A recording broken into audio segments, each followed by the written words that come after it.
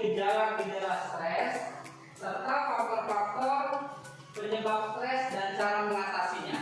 Jadi pada materi kali ini adalah tidak ada seorang pun yang bisa menghindarkan diri dari stres.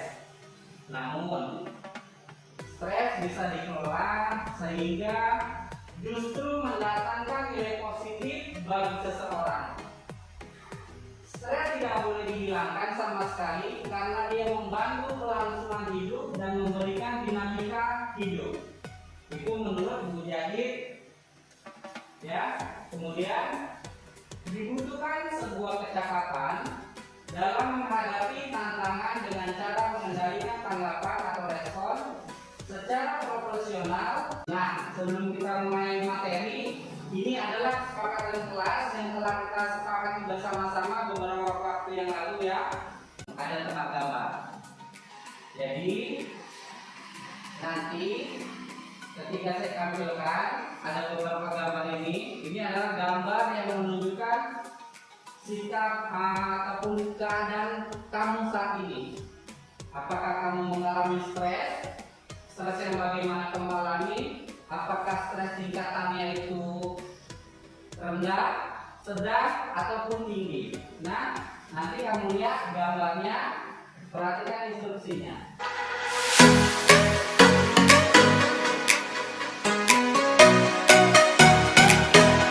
Ini ada video. Dalam video ini ataupun tayangan ini, nanti silakan ambil buku ataupun kertas, pulpen. Kamu nanti menuliskan tokoh-tokoh apa saja yang berperan dalam video ini.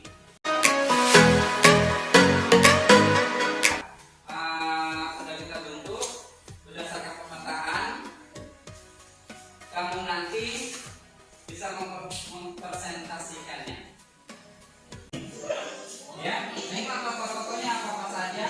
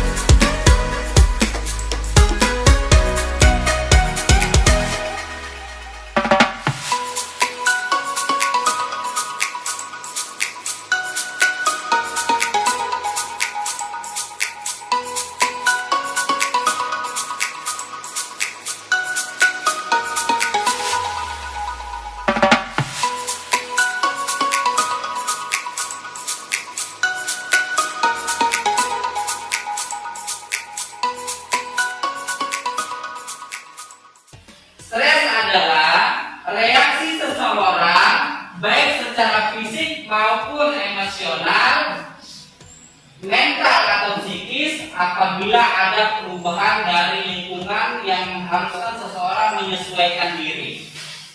Kemudian, stres adalah bagian alami dan penting dari kehidupan, tetapi apabila berat dan berlangsung lama dapat merusak kesehatan kita.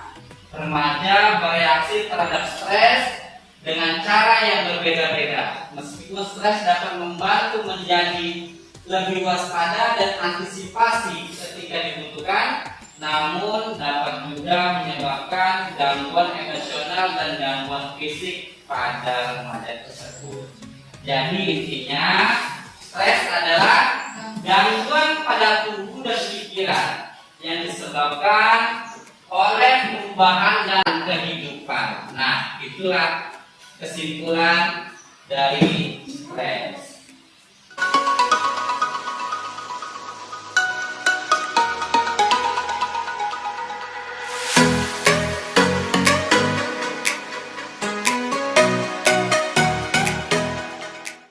Kemudian yang ketiga apa? Faktor pikiran kita. Sudah pasti stres itu yang utama itu karena pikiran kita. Kalau kita mikirin sesuatu yang macam-macam, pasti penyakit akan timbul pada diri kita. Jadi intinya kita tenangkan pikiran kita, jangan pernah berpikiran negatif, tetap selalu berpikiran positif. Ya, iya, berpikiran positif. Apapun yang terjadi, kita berpikiran positif. Oh, ini masalah. Kenapa ya Allah masih masalah sama aku terus menerus? Nah, kita nggak usah udahlah, berarti kan Allah ini nggak sayang sama aku. Ya, jangan pernah berpikiran seperti itu. Kita harus berpikir positif. Oh, ini ujian hidup aku. Jika aku bisa melewati ini semua, maka kedepannya aku bisa menjalankan hidup ini dengan lebih baik lagi. Itu ya pikiran positifnya.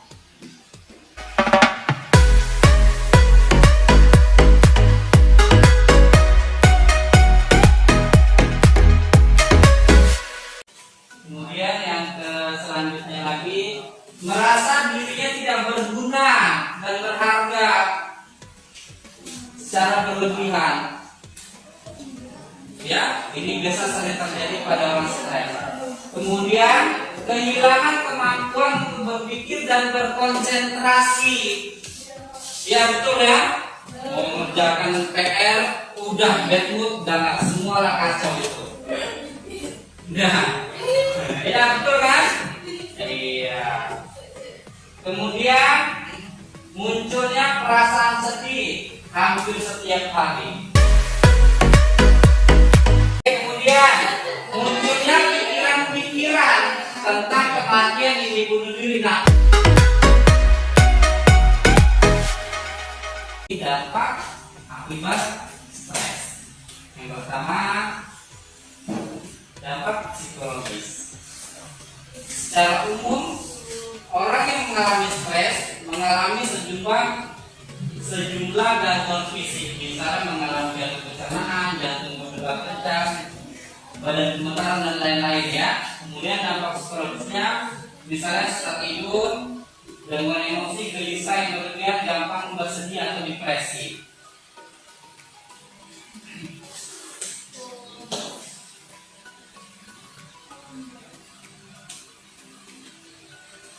Nah, bagaimana sih cara menangani stres? Setiap orang itu kan macam-macam cara menangani stresnya. Salah satunya apa? Iya, perbanyak ibadah, apalagi ya soal rekreasi, bagus, apalagi piknik, ya sama, rekreasi ini sama. Ada lagi. Biasanya kamu apa kalau kamu sedang stres atau bad mood? Jalan-jalan, curhat, main-main, dan banyak cara orang mengatasi stresnya. Ya, nah coba ini ada beberapa di antaranya mungkin termasuk salah satu cara kalian menangani stres.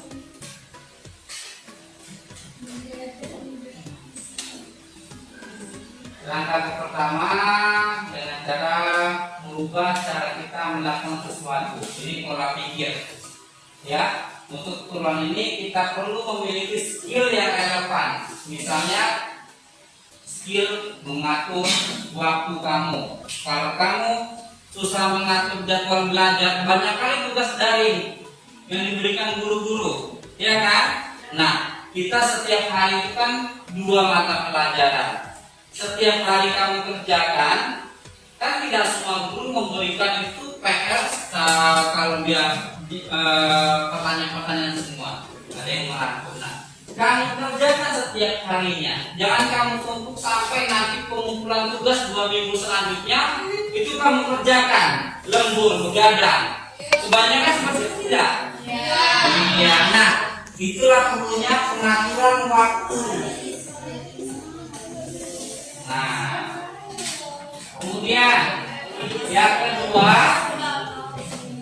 ya, langkah kedua, strategi kita menyiapkan diri menghadapi rasa stres dengan cara berolahraga, ya tadi ya, berolahraga, makan, rekreasi, istirahat dan lain-lain. Nah, itu tadi yang kamu ucapkan tadi. Kemudian langkah ketiga, strategi kita menangani dampak stres yang terlanjur ada. Kalau diperlukan meminta bantuan jaringan sportif atau social network ataupun bantuan profesional. Nah, ini juga yang kamu bilang tadi, seperti yang video domba tadi, ketika dia ada mengalami suatu permasalahan, dia curhat ke orang lain. Jadi permasalahan yang kamu hadapi tidak kamu pendam. Karena permasalahan itu ibarat gunung es. Tahu gunung es? Dari luar nampaknya sedikit gunung es yang di lautan itu kan, tapi kalau kita telusurin permasalahan sesungguhnya itu ada di bawahnya tadi, sudah berakar-akar permasalahan. Nah, itu tadi ya, kalau kamu curhat dengan kamu bercerita dengan orang lain, sebagian permasalahan yang kamu hadapi itu akan berkurang karena kamu sudah merasa lega dengan menceritakan permasalahan kamu dengan orang lain. Kamu sedikit lega karena tidak kamu pendam sendiri. Nah, itu dia. Kemudian langkah keempat, pelajari skill relaksasi yang amat menolong segera dengan cara melakukan stop, teknik stop. Nah, mungkin kamu belum pernah dengar dengan nama teknik stop mungkin, tapi kamu mungkin sering menerapkannya. Tekniknya yaitu tarik nafas dalam-dalam secara teratur. Nah, sekarang coba kita praktekkan teknik stop ini bagaimana. Ya, ikutin instruksi dari saya. Ya, cari tempat posisi duduk yang kamu anggap enak. Ya, badan jangan dibongkokkan. Duduk, posisi duduk yang enak, yang nyaman. Sekarang letakkan tangan di paha kamu. Iya, di paha. Sekarang pejamkan mata. Pejamkan mata. Kamu bayangkan kamu berada di suatu tempat yang kamu rasa itu nyaman. Bisa seperti di pantai, di pegunungan, atau di mana di tempat-tempat yang kamu merasa itu aku nyaman berada di sini. Oke, konsentrasi, pejamkan mata, relax, relax. Ikutin instruksi dari saya. Tarik nafas, perlahan-lahan keluarkan dari mulut. Tarik lagi, kita ulangi sampai 3 kali. Ya, sambil kamu bayangkan tempat itu suatu tempat yang sangat menenangkan hati kamu. Ulangi lagi. Jika sudah, buka matanya.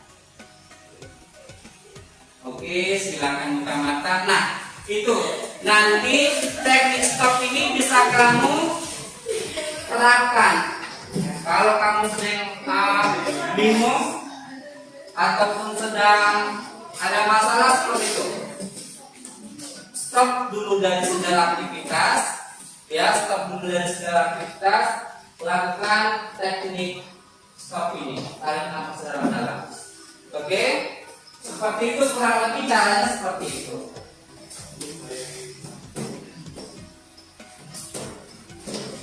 Nah, metode ini merupakan metode teknik yang paling sederhana yang bisa menolong kita menenangkan respon kalian secara psikologi, pikiran yang dimulai oleh perasaan kita.